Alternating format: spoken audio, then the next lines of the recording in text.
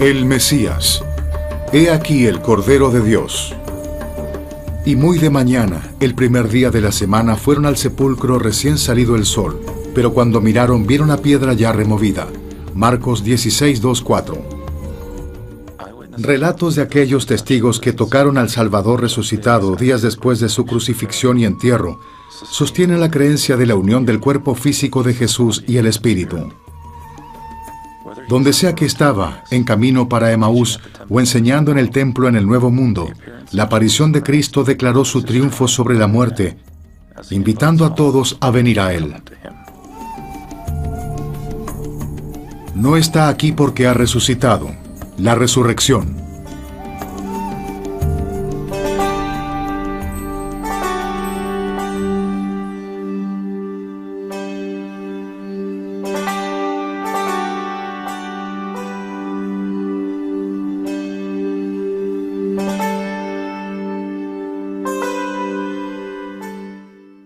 Para los creyentes, la resurrección es un evento que pudo haber tenido lugar aquí.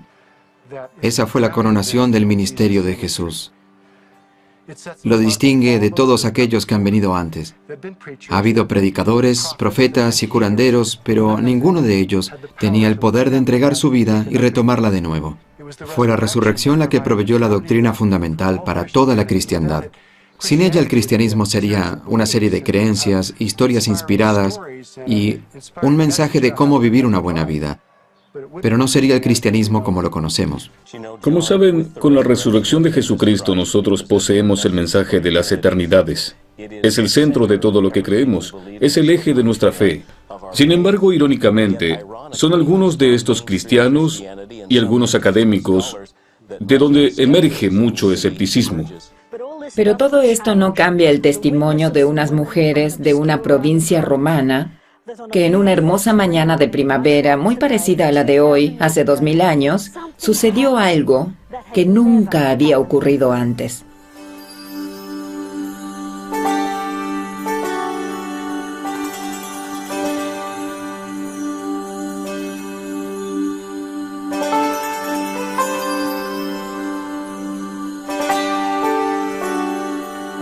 La resurrección. ¿Qué es la resurrección? Es interesante que la palabra resurrección no se encuentre en el Antiguo Testamento.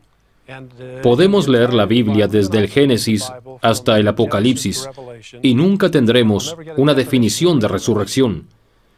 Es aquí donde el Evangelio restaurado llega a ser tan maravilloso. Usted va al libro de Alma, por ejemplo, y Alma es el que nos dice que la resurrección es la unión inseparable de cuerpo y espíritu. Así de simple. Se convierte en el cimiento en el cual la verdad de todos los evangelios se basa. Lo más difícil de aceptar desde el punto de vista teológico de los cristianos antiguos es la idea de una resurrección del cuerpo físico del Señor. Para el siglo IV, la tensión se resuelve sola, desafortunadamente en la dirección de una resurrección no tangible. Y estos académicos niegan totalmente la resurrección corporal del Señor, diciendo que fue apologética. Las diferentes versiones de la resurrección se pueden agrupar en tres categorías. La primera se centra en el poder de la personalidad del Señor, y que Él fue tan carismático que al principio los discípulos no podían sobreponerse al hecho de su muerte, y como resultado tuvieron una tensión interna, tensión en el grupo y hasta cierta neurosis. El resultado fue una amplia alucinación en la que ellos creían haber visto a Jesús. La segunda viene de la idea de que Jesús realmente no murió en la cruz y que fue resucitado artificialmente en la tumba. Hizo su acto de presencia y luego se fue. Y la tercera, bastante interesante, sigue el escenario judío, aquel que encontramos en Mateo 28, donde los judíos le pagaron a los guardias para que dijeran que los discípulos vinieron y se robaron el cuerpo y luego hicieron circular estas historias.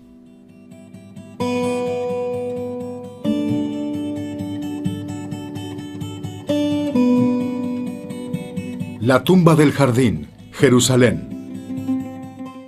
Ha Ha habido mucha atención enfocada en las diferencias en el relato del Evangelio de la Resurrección. Preguntas como, ¿hubo solo un ángel o dos en la tumba?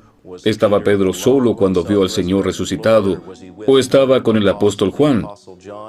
Esta clase de preguntas han causado que algunos estudiosos del Nuevo Testamento vean la evidencia de la resurrección como confusa y frágil.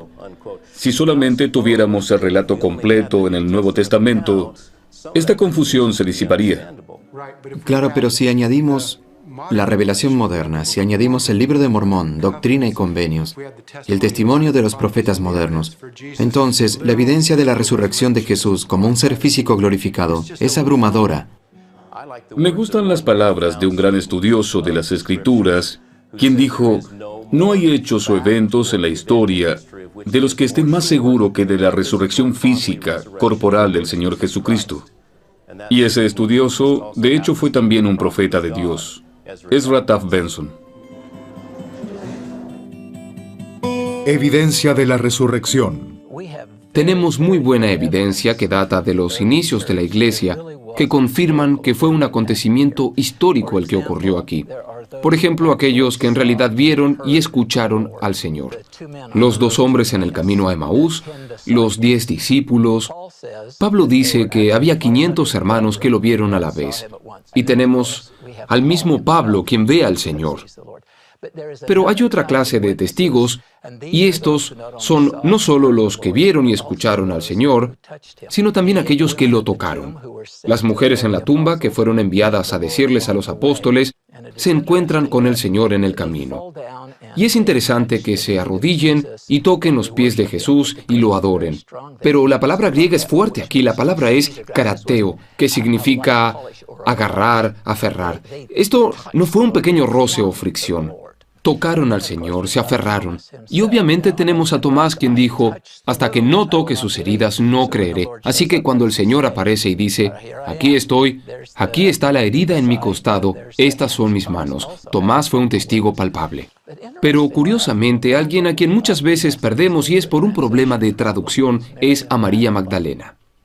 El texto de Reina Valera muestra a Jesús apareciéndosele en la tumba, y aparentemente, del modo que lo dice la versión de Reina Valera, es que ella dio un paso hacia él y Jesús le dijo, no me toques, porque aún no he ascendido al Padre en los cielos. La gramática de los griegos sugiere que hay una mejor traducción. Tenemos el presente imperativo acoplado con un negativo, lo que significa cesar de hacer lo que están haciendo. Y con ella, la palabra griega no es karateo, agarrar o aferrar, sino más bien hapto, que significa abrazar. Yo creo que lo que Jesús está diciendo es, tengo que ocuparme del trabajo de mi Padre. Este es un momento muy emotivo, pero debes dejar de abrazarme para que me pueda ir y hacer lo que el Padre quiere que haga. Por lo tanto, las mujeres, Tomás, quizás los otros apóstoles y María Magdalena son 3 testigos. Ellos saben, porque han visto al Señor. ¿Y cuál es el resultado de esto? Vean a Pedro, quien sale lleno de valor. ¿Y cuál es el mensaje central? Nosotros predicamos al Cristo crucificado y al Cristo resucitado de entre los muertos. Ese es el mensaje.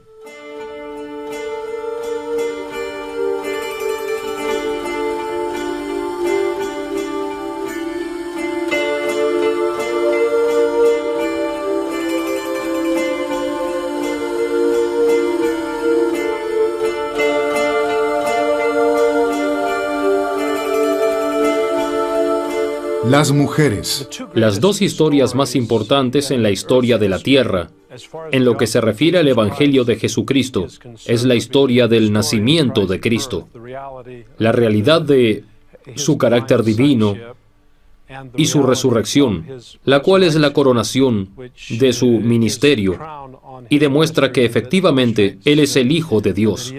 Y en ambos casos, las mujeres desempeñan un papel importante como testigos especiales de esos eventos. Es muy interesante la relación que existía entre el Salvador y las mujeres en el Nuevo Testamento.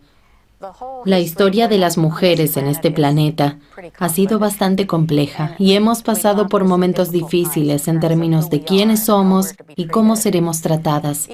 Y aunque aquí tenemos un libro que ha sobrevivido cientos de años, aún es imposible borrar ese amor y ese respeto. Él nunca mostró favoritismo. Es amable y es firme. Él es respetuoso y les enseña la misma doctrina que enseña a los hombres. No hay diferencia para él. ¿Y por qué debía haberla?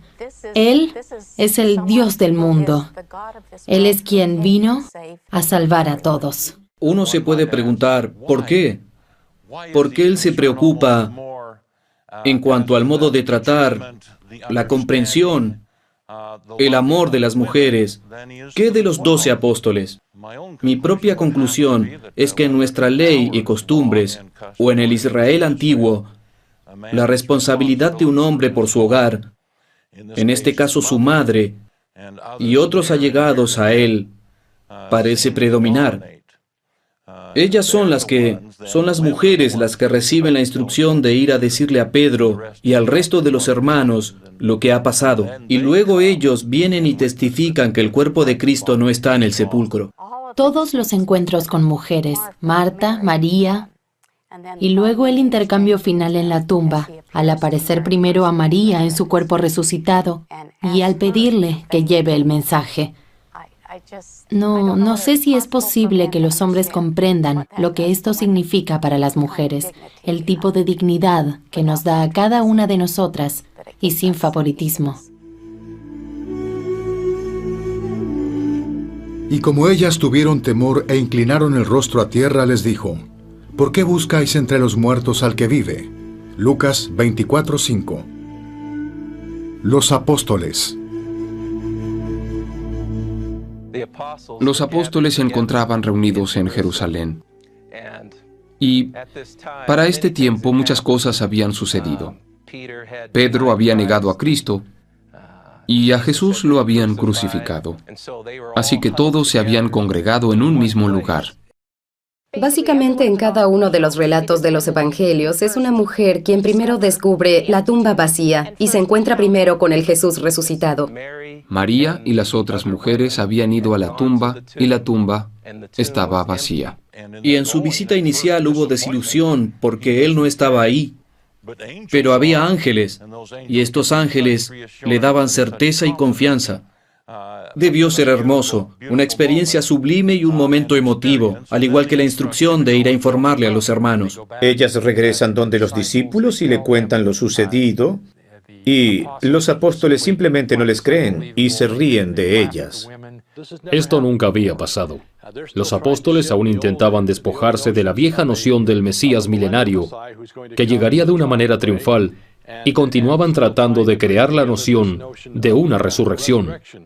Pero al menos Pedro y Juan corren hacia la tumba, siendo Juan más rápido que Pedro. Usted sabe, Pedro es mayor y no puede ir tan rápido. Ellos llegan a la tumba, pero Juan, reconociendo que Pedro es un apóstol de más señoría, espera. Y Pedro, ya sin aliento, imagínenselo. Él mira dentro de la tumba y observa detalles como la mortaja cuidadosamente doblada en el lugar donde Cristo estaba. Creo que es aquí cuando ellos empiezan a creer lo que Cristo había dicho. Eso fue como un indicio de luz.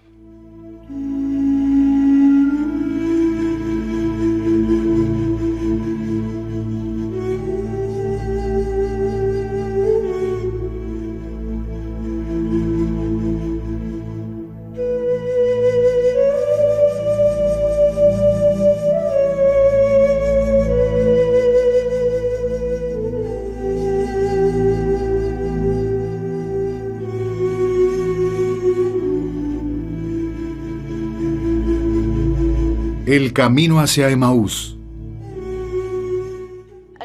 Otro ejemplo que tenemos de esta hermosa clase de detalles es la historia de los discípulos en el camino hacia Emaús, quienes van caminando a medida que recuerdan los eventos más recientes y lamentándose sobre estos eventos. Y Jesús mismo se les aparece, aunque inicialmente ellos no lo reconocen.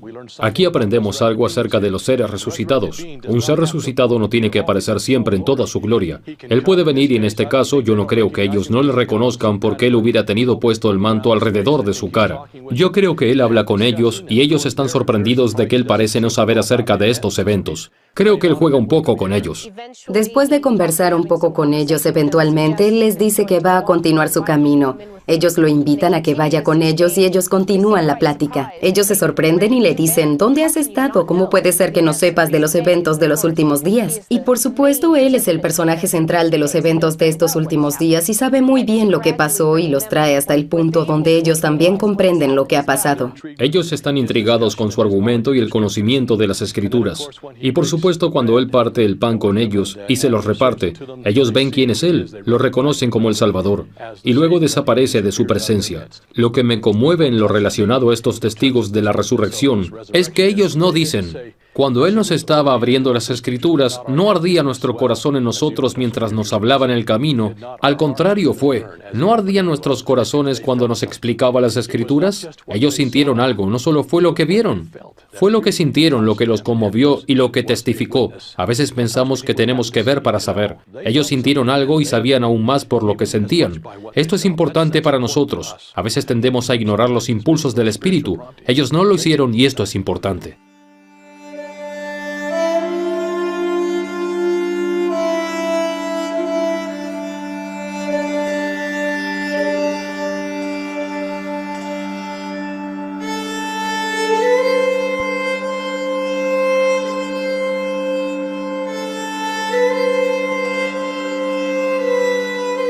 Un testigo físico.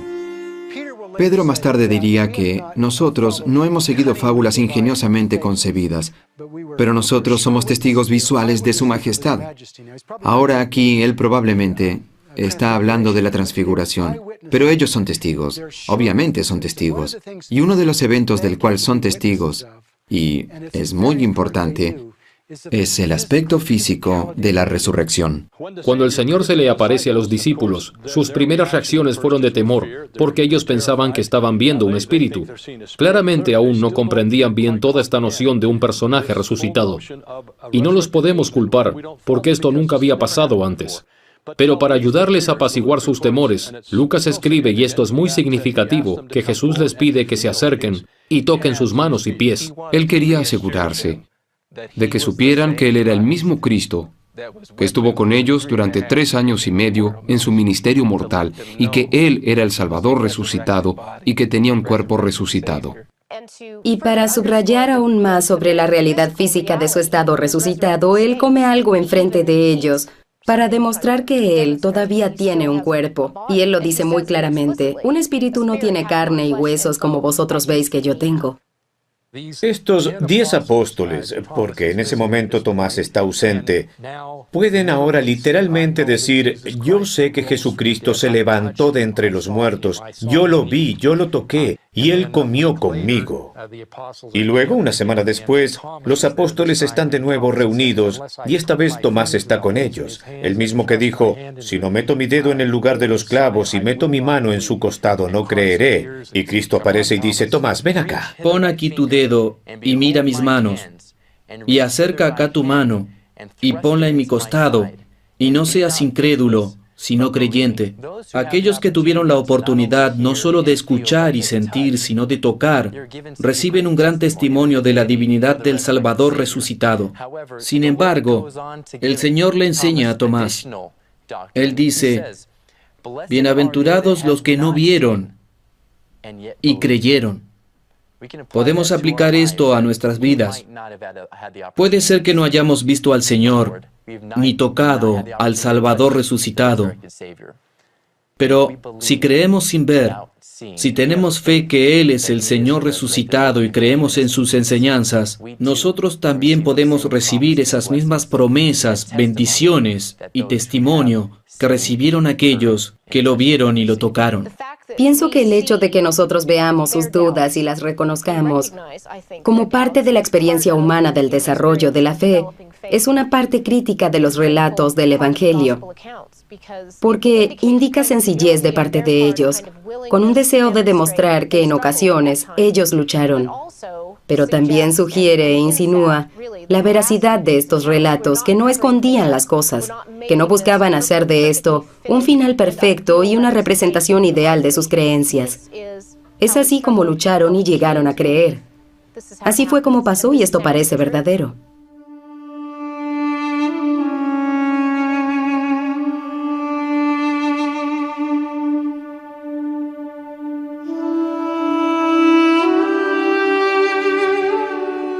Vor Fru Kirke, Iglesia de Nuestra Señora, Copenhague, Dinamarca.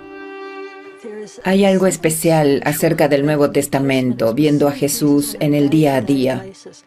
Pienso que es importante verlo desde su lado firme, como alguien que, sin duda alguna, es el Hijo de Dios. Y el relato está en Juan, donde él dice que sale y da el sermón del pan de vida. ¡Qué gran discurso sacramental! Y luego al final tenemos estas conmovedoras declaraciones. Y las multitudes le dejaron, porque él no iba a alimentarlos, así que no estaban interesados en que solo les enseñara. Y se volteó hacia los apóstoles y les dijo, ¿también vosotros queréis iros? Y pienso, qué momento tan conmovedor. Y luego Pedro, bendito sea, se levanta, Señor, ¿a quién iremos? Porque nosotros hemos creído y sabemos que tú eres el Cristo, el Hijo del Dios viviente. Pero siento la emoción de ese momento. Aún el Hijo de Dios debió dolerle y se debió desilusionar de que la gente se aparte cuando Él está dando todo por ellos. Y de nuevo tengo que pensar en mí misma, si yo hubiera estado allí ese día, ¿cómo hubiera respondido? ¿Hubiera sido yo una de esas personas que se alejaron o hubiera sido como Pedro? Deseo con todo mi corazón que hubiera podido ser como Pedro, pero realmente no lo sé. Así que al ponerme en esa posición y al leer acerca de los fariseos, me pregunto, ¿hay ocasiones en las que actúo como un fariseo? ¿Hay momentos en los que soy como Tomás? Sé que por 2000 años Tomás ha sido recordado por ser Tomás el incrédulo, pero me fascina el relato en Juan 11, donde dice que Jesús va a ir a Betania y él sabe que es peligroso. Y Tomás dice, vamos con él y si tenemos que morir con él, moriremos con él. Esa parte de Tomás es la parte que más me gusta recordar. Ese compromiso con el Señor, y quisiera ser como Tomás, como Pedro. Quisiera ser como aquellos apóstoles que se quedaron con el Señor, en las buenas y en las malas, pero que al final dedicaron y dieron sus vidas por el Señor. A quienes también, después de haber padecido, se presentó vivo con muchas pruebas indubitables, apareciéndoseles durante 40 días y hablándoles del reino de Dios. Hechos, capítulo 1, versículo 3. 40 días. Lucas menciona los 40 días en los que los discípulos, 11 de ellos, estuvieron con Jesús. Parte de lo que sabemos es que estuvieron en Galilea, sabemos que parte de estos días estuvieron en Jerusalén. El relato está justo al comienzo del libro de Hechos, que si lo leemos muy rápido, lo vamos a pasar por alto. Pero en un sentido, refleja el punto intermedio de estas dos acciones. Él escribe el Evangelio de Lucas y él escribe el libro de Hechos. Y aquí está, casi en el mismo centro, justo a la mitad de todo esto. Yo veo estas 6 semanas como una de las sesiones más importantes de entrenamiento, una de las experiencias de aprendizaje más importantes por las que el Señor pasó con estos hombres. Y veo esto como algo muy importante para la continuación del ministerio, porque todo lo que Lucas narra en el libro de Hechos nace a partir de este momento. Este es el momento en el que Jesús da sus instrucciones finales antes de su ascensión, y Él hace esto durante este largo periodo. Aquí uno ve la transformación de los apóstoles.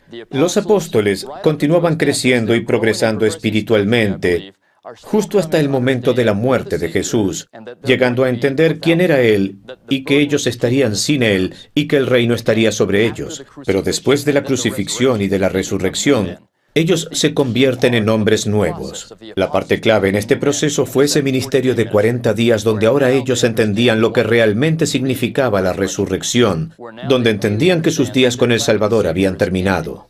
Algunas personas tienen problemas con el ministerio de 40 días, como Lucas menciona al inicio de Hechos, porque si Jesús no hubiera resucitado físicamente, ¿qué está haciendo alrededor de estos 11 apóstoles? Y este es el punto en el cual yo pienso diferente de los demás. Yo creo en la resurrección física de Jesús, que Él se quedó estos 40 días educando y capacitando a los apóstoles en las doctrinas del reino y en los procedimientos que Él quería que ellos siguieran adelante. Y si yo no creo en la resurrección, entonces no creo en los 40 días. Pero si uno cree en la resurrección, los 40 días tienen sentido.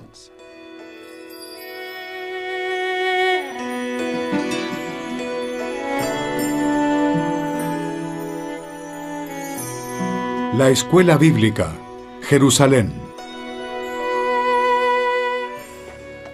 La literatura apócrifa está lejos de ser aceptada como escritura y muy cerca de un mundo de leyendas. En esta, la verdad no se encuentra en historias individuales, sino en tendencias o temas. La tradición oral es persistente y nos da inesperadas pistas acerca de diferentes eventos. En términos de leyendas locales, una de las más comunes es que Jesús estuvo en lugares desde Londres hasta el Tíbet. No debe ser sorpresa la evidencia de que Jesús resucitado visitó otras tierras y otros pueblos. Durante su ministerio mortal, Él declaró a opositores y discípulos igualmente: «Yo tengo otras ovejas que no son de este redil. A ellas también debo traer, y ellas escucharán mi voz, y será un solo rebaño y un solo pastor». Aunque no está muy claro a cuántos otros pueblos visitó Jesús, sobresale un registro que es testigo independiente de su resurrección literal.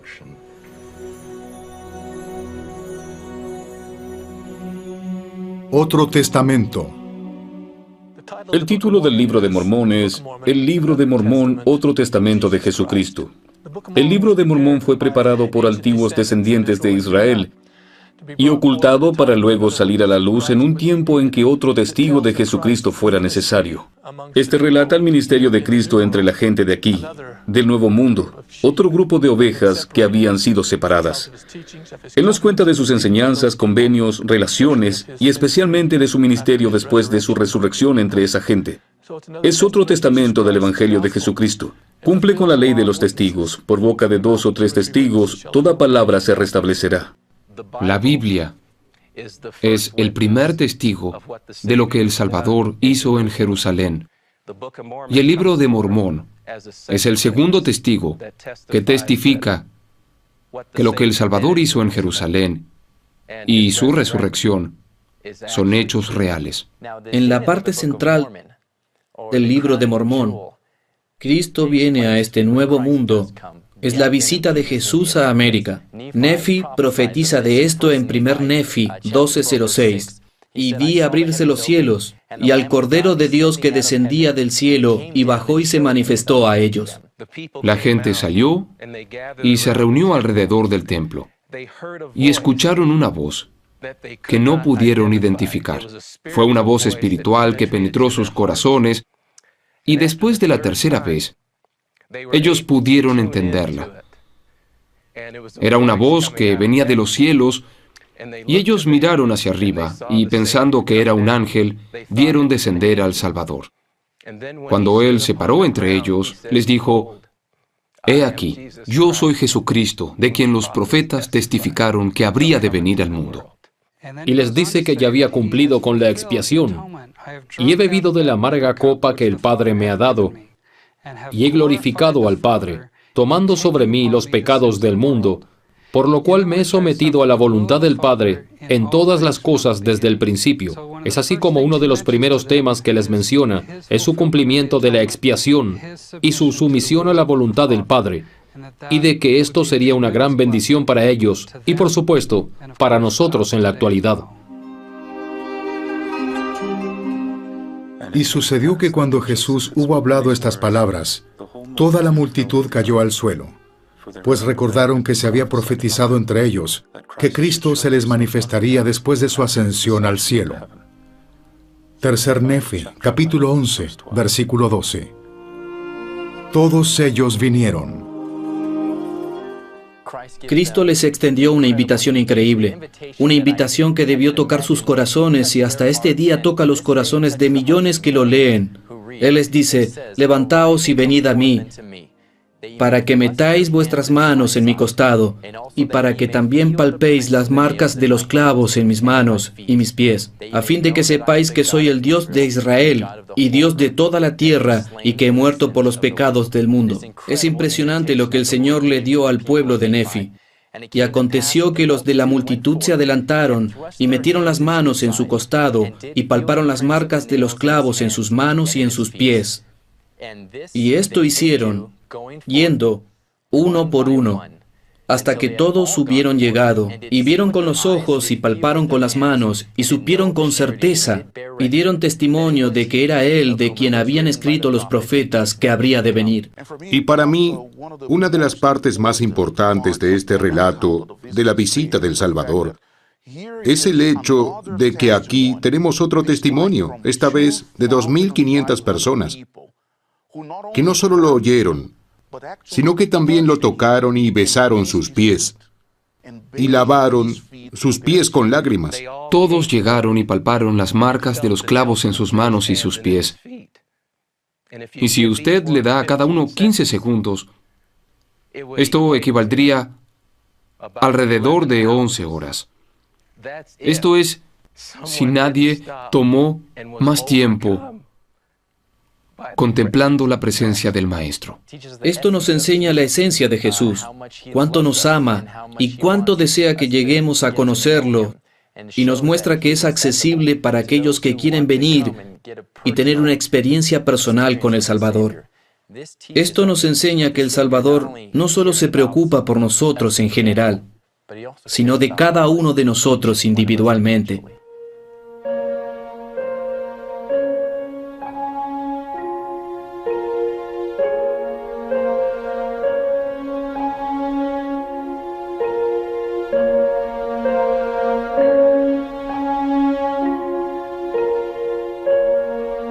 Ordenanzas.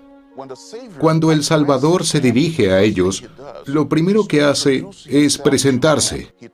Él les dice su nombre, y también se identifica como el Dios de Israel y el Dios de toda la tierra. Nefi, el profeta de esa época, estando en el centro de la multitud, llega y probablemente se postra delante del Salvador y besa los pies del Salvador. Y cuando el Salvador le pide a Nefi que se levante, lo primero que hace es decirle, te doy autoridad para bautizar a esta gente una vez que yo me haya ido. Esto nos cuenta o indica el papel primordial de las ordenanzas del reino de Dios. Él ordenó a los 12, por medio de la imposición de manos, una ordenanza. Les habló acerca del bautismo y les dijo cómo bautizar y cómo no bautizar, lo que es otra ordenanza. Instituyó el sacramento. Nuevamente, otra ordenanza. Si observamos esto cuidadosamente, comenzamos a ver en lo que Jesús estaba interesado. Él estaba interesado en las Escrituras, en que la gente entendiera su resurrección, y estaba interesado en las ordenanzas. Y el Señor le dijo, te doy poder para que bautices a los de este pueblo cuando yo haya ascendido al cielo otra vez. Y además el Señor llamó a otros y les habló de igual manera y les dio poder para bautizar. Tercer Nefi, capítulo 11, versículos 21 y 22. Uno a uno. Al final del primer día que Jesús compartió con los nefitas en el templo en abundancia, Él mira alrededor de la multitud y con su divina percepción entiende que muchas de las personas no pueden comprender las cosas que Él ha estado enseñando. Todas las cosas son ahora nuevas. Es todo un mundo nuevo para ellos. Todo lo que ellos solían hacer es ahora obsoleto, y ellos tienen que construir un mundo nuevo y una nueva relación con cada uno de ellos y con Dios. Y ellos están llorando. Nadie dice ni una palabra. Y él percibe, como solo un Dios lo puede hacer, que ellos quieren que él se quede un poco más con ellos. Ellos quieren que él haga los milagros que ellos esperan que él haga. Él les dice, yo me iba a ir, pero quedémonos y hagamos más. Incluso los cojos y los ciegos estaban allí. Un evento extraordinario, casi como accidental. Ellos no sabían que él iba a estar allí. Ese día ellos habían venido por su propio albedrío, convocados en el templo, esperando saber qué debían hacer. Él los llamó y les pidió que vinieran al templo. Ahora, ellos no ponían el nombre de la gente en listas para oración. Ellos habían venido directamente al templo desde todas partes, y Jesús los sanó uno a uno.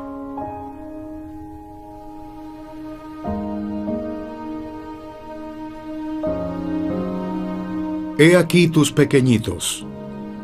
Él le pide a la multitud que traiga a sus hijos hacia él. Y entonces la multitud abre un pequeño círculo alrededor del Salvador, y ellos traen a todos sus pequeños y los colocan a los pies de Jesús. Jesús entonces, y esto casi siempre lo pasamos por alto, ofrece una oración muy solemne en nombre de los padres. Y las palabras no pueden expresar lo que él oró en su nombre.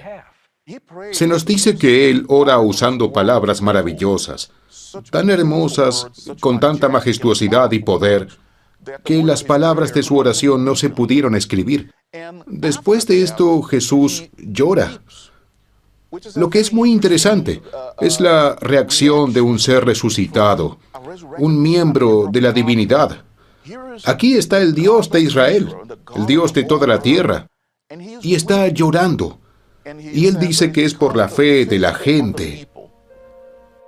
Y luego él toma a los niños y les bendice nuevamente uno por uno. Y cuando termina de bendecir a los niños, le dice a la multitud que contemple a sus pequeños. Y cuando ellos hacían esto, los cielos se abren y ángeles, seres glorificados, bajan del cielo y rodean a los pequeños y le ministran.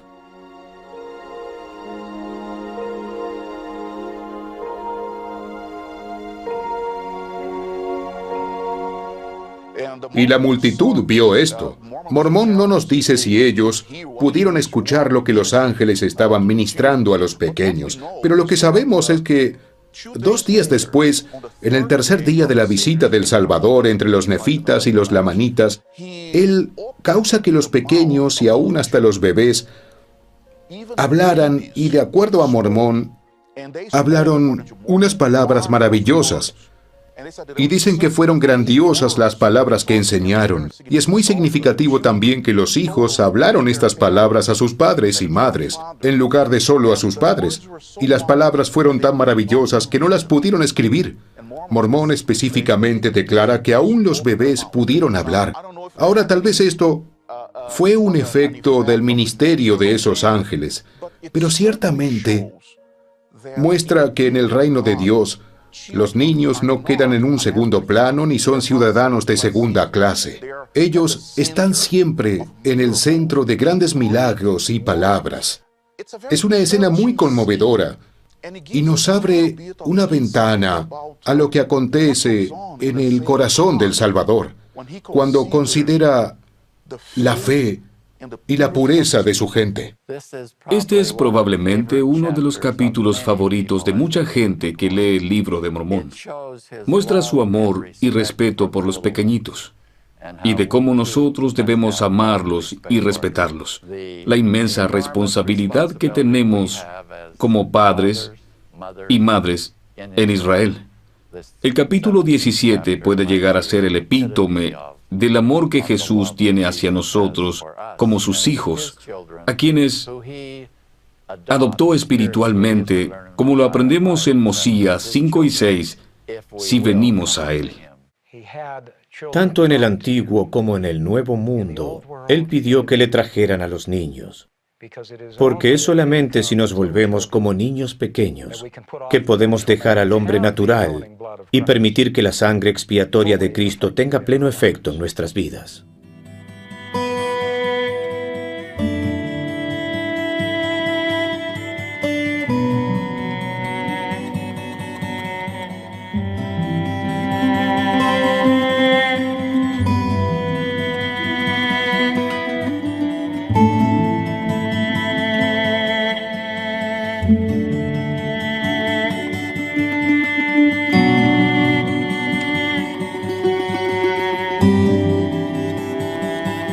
Una muralla de testigos.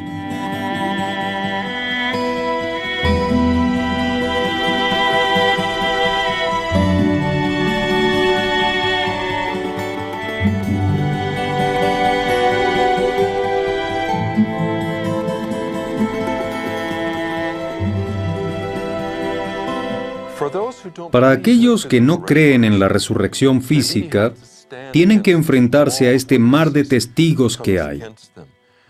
La gente que dice, nosotros lo vimos. Y me parece a mí que es un trabajo casi imposible. Uno tendría que ser realmente deshonesto con el texto, deshonesto con los registros que están frente a nosotros. Yo veo esto como una historia de crecimiento, una historia de cambio. Vemos apóstoles temerosos cuando Jesús fue arrestado, pero se animaron y fueron por todo el mundo. Cuando Él vino, se les apareció a los apóstoles y les dijo que deberían esperar la promesa del Padre, que habría de venir a ellos antes de que empezaran su ministerio. Y aconteció que los apóstoles se encontraban reunidos en el lugar de la cena cuando escucharon el sonido de un viento recio sobre ellos. El Espíritu del Señor descendió sobre ellos, y después de esto, ellos salieron, y Pedro predicó un poderoso sermón sobre el Señor resucitado, y dijo cómo todos deberían arrepentirse y venir a Él. En cada ocasión en que compartían el testimonio de dos doctrinas. Uno es el hecho de que Jesús fue el siervo sufrido, que tuvo que morir, y ahora ellos tienen la confianza de explicar el mensaje de la cruz. Y la otra es la realidad de su resurrección, porque son testigos oculares. Todo el paradigma de cómo enseñar el Evangelio nace de esto. Pedro y Juan fueron al templo y encontraron a un hombre que estaba en las escaleras pidiendo limosna y era cojo de nacimiento. Y todos los días se colocaba allí. Y sucedió que una vez le pidió una limosna a Pedro. Y Pedro le dijo, no poseo ni plata ni oro, pero todo lo que tengo te doy a ti. En el nombre de Jesucristo, levántate y anda. Y Pedro le extendió su mano, como si supiera que ya estaba hecho, y él le tomó la mano y lo levantó. Y todos los huesos de sus piernas y pies se fortalecieron, y él empezó a saltar de alegría por el milagro que se había realizado. Usted no podría hacer esto a menos que sepa que la fuente del poder está dentro suyo en ese momento. Y Pedro, en la posición en que él está, sale a enseñar y dice, yo les testifico que Jesús es el Cristo. Y estas son las manos que coloqué en sus heridas, en su costado, y con las cuales yo lo abracé. Y estoy aquí para testificarles que fue real, que yo abracé al Cristo resucitado de la misma manera que lo hice en su ministerio, porque yo lo conozco. Estas fueron las manos que sintieron, y estos los ojos que vieron, y estos los oídos que escucharon. Esto se vuelve tan profundo, se vuelve tan real. Es el poder que está en el testimonio de ellos. Es la veracidad de esto. Y en lo que se refiere a las cosas espirituales, este evento se convierte en el evento más alabado en toda la historia de la Tierra. Nosotros lo vimos. Lo vimos y lo tocamos. Lo vimos comer. Lo abrazamos. Para todos nosotros, hay algo físico, palpable y atractivo en todo esto. Y es que Jesús es real, Él vive. Y es mi testimonio de que Él está con vida, de que Él vive hoy en día.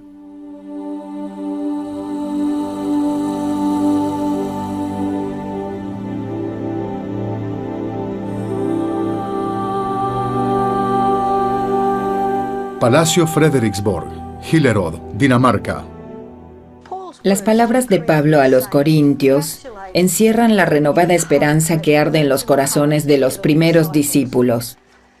Cuando las dos Marías y Salomé descubren que la piedra del sepulcro fue removida, cuando Pedro y Juan corren a la tumba para encontrarla vacía, y en los corazones de millones por todo el mundo, cuando en esa mañana el ángel pronuncia quizás las más importantes palabras de toda la historia.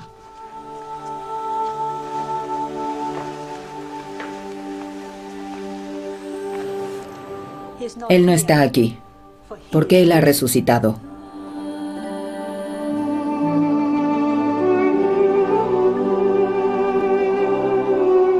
La resurrección de Jesucristo, corroborada por los discípulos en el antiguo mundo, es igualmente confirmada por miles de testigos en el nuevo mundo.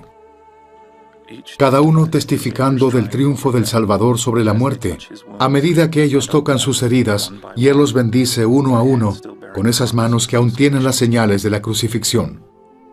Así como el mundo cristiano espera su segunda venida, a cada uno de nosotros se nos permite contemplar el día en que también veremos al Salvador resucitado, el día en que cada rodilla se doble y toda lengua confiese que Jesús es el Cristo.